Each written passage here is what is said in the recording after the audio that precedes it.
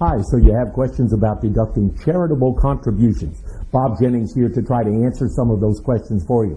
When we're talking about deducting charitable contributions, these generally fall in three main categories. That would be cash, non-cash, and out-of-pocket expenses.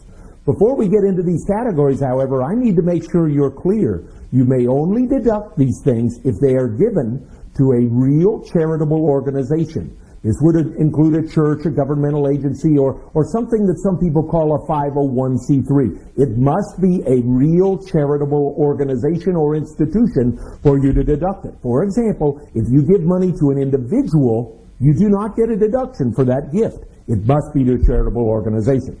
All right, well, let's talk about cash contributions. When we're talking about cash contributions, they fall into two main categories. First category is those individual contributions of under $250 each time that you give it. For those, all that you need at the end of the year is some form of proof. That could include a receipt from the church, a canceled check, or some similar type of thing. Individual amounts under $250 of cash, or check, of course, all you need is a receipt or canceled check at the end of the year. Individual cash contributions of $250 or more, however, a special rule applies. And we had a recent court case that reminded all of us of what this special rule is. Individual contributions of $250 or more require A, that you have proof of the contribution in the form of a canceled check or receipt, B, that you have a letter from the charity that's dated no later than the day you file that tax return. All right, so if you give money to your charity in the year of 2009, you need to get a letter dated no later than the day you file your 09 return in 2010 from that charity. And that letter should state the date and the individual dollar amounts of $250 or more. Now, you could have one letter that lists all of them or individual letters. Either are acceptable. Now, I said there were three things. First, you need the receipt. Second, you need this letter. The letter is called contemporaneous acknowledgement. And third, the letter also has to say that no goods or services were received in return by the charity. All right, so on cash contributions, we pretty well cover it. Under $250, all I need is proof in the form of a receipt or canceled check. Individual cash contributions of $250 or more, I need proof. I need a letter from the charity showing date and amount, and finally the letter also has to show that no goods or services were received.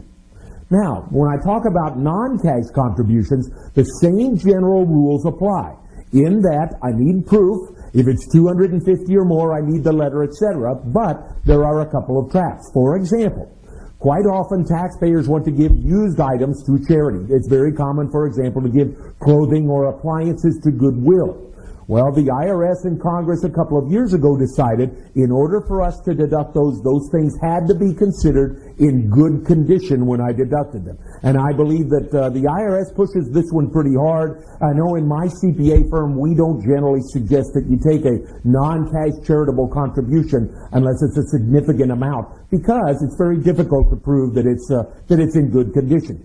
Similarly, if you want to give something other than maybe used items, for example, maybe you want to give stock to a charity or property or some other type of non-cash asset. Well, those, you do have to have a reasonable value that you can come up with. For example, on stock, you use the trading value on the date that you give that stock to the charity.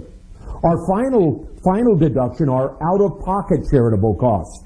This would include mileage. If you're driving your vehicle, your own car, for charitable-related purposes, you're allowed to deduct the round-trip mileage at the IRS rate. Now, that rate changes constantly, so, we don't need to remember that, but I do have to make sure that I keep track of that mileage. Other out-of-pocket costs that I'm allowed to deduct would be things that I buy that I use specifically in the charity. For example, if I buy something and give it to the church for their purposes or use. Similarly, I may even have other out-of-pocket costs involved that maybe would include travel. If there's no personal use or personal entertainment or benefit purpose in this travel, I'm allowed to deduct that. Now, some things you cannot deduct for charity would include the value of your time, There is no deduction for time because you're not considered to be out of pocket anything. Similarly, I just add this as a humorous comment, you get no deduction for the contribution of your blood to the American Red Cross. All right, so in summary, we have cash and non-cash. They pretty much all follow the same rules of under $250, $250 or more, and I think we've covered the main topics there. For further information, please call the number at the bottom of your screen or visit our website as listed here on your screen. I'm Bob Jennings. Thank you for listening.